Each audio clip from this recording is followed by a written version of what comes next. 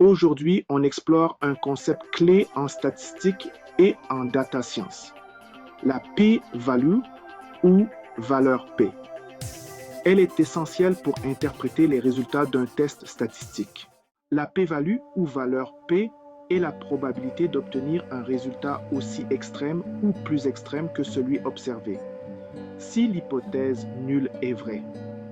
Autrement dit, elle nous aide à évaluer la crédibilité de notre hypothèse nulle dans un test statistique. Une petite p-value indique que les résultats observés sont peu probables si l'hypothèse nulle est vraie, ce qui peut mener à son rejet. Typiquement, si p est inférieur à 0,05, le seuil le plus souvent utilisé, on rejette l'hypothèse nulle. Par contre, une p-value supérieure à 0,05 signifie qu'on ne dispose pas de preuves suffisantes pour rejeter cette hypothèse. Exemple de p-value en action. Imaginons un test pour vérifier si un nouveau médicament est plus efficace qu'un placebo.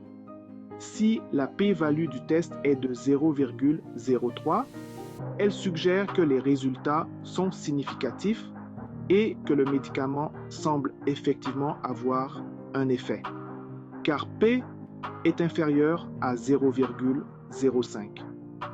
En revanche, une p-value de 0,07 indiquerait qu'on n'a pas suffisamment de preuves pour affirmer une différence significative.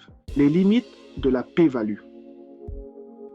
Bien qu'elle soit utile, la p-value n'indique pas la taille de l'effet ni l'importance pratique du résultat.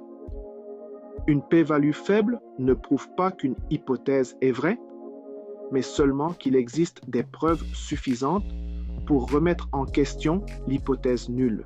La p-value en un coup d'œil. En résumé, la p-value est un outil puissant pour tester des hypothèses statistiques. Elle nous indique si les résultats observés sont compatibles ou non avec l'hypothèse nulle.